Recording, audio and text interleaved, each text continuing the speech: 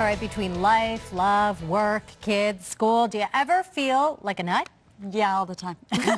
Well, New York Times bestselling author Jill Kargman knows how it goes, and today she is here to talk about her new book, Sometimes I Feel Like a Nut.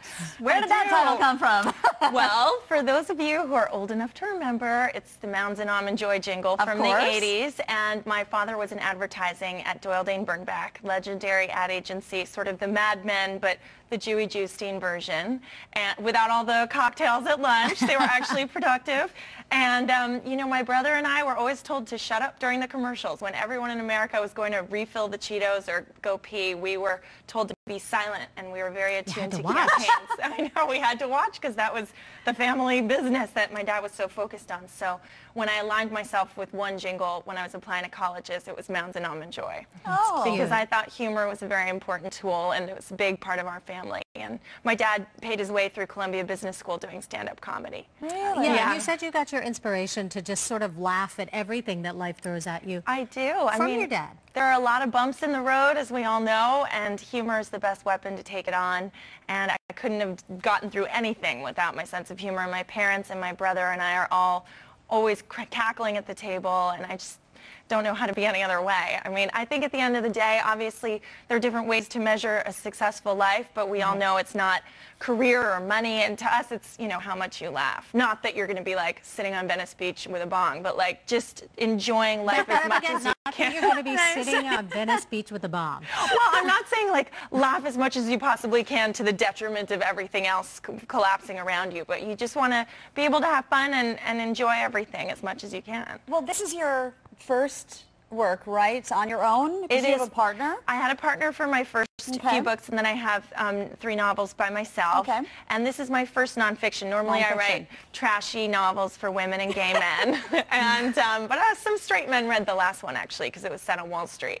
But this is my first foray into nonfiction, which is a lot scarier because it's about me and turning some of the catty lens onto myself for a change, which has been really interesting. But it seems to really connect with a lot of readers. So. And what do you hope readers take away from this? Because you got a bunch of celebrities. There's a list of people who love this book, endorse this book. I know. I've just said they've had such a good time with it. I think, you know what, a lot of people, it's little nuggets. It's for the MTV generation. I really don't have a long attention span anymore now that I have 3 children. I used to curl up with these 600-page novels, and that's just not the phase of life I'm in right now. So these are little nuggets that are hopefully meant to make people laugh and be relatable. How did you start out writing? Right. I wrote for Vogue when I was 19. Wow. And that was my first kind of a piece. big opportunity. That was my first piece. And then I was in the magazine trenches for years and years.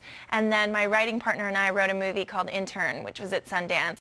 And we had written our next spec script, and it wound up being a novel called The Right Address about a co-op on Park Avenue. So I continue to mine my New York source material. And it sounds like you are. Born and bred New Yorker, and I love it there, but I love LA too. I love coming here.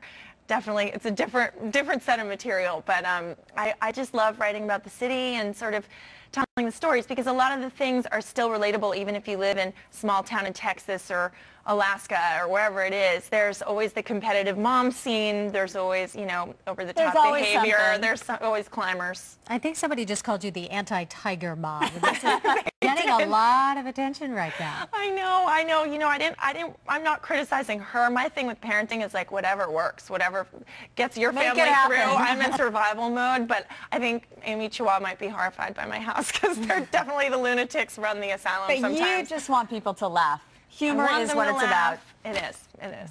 Jill, thank you so much. Thank you for having me.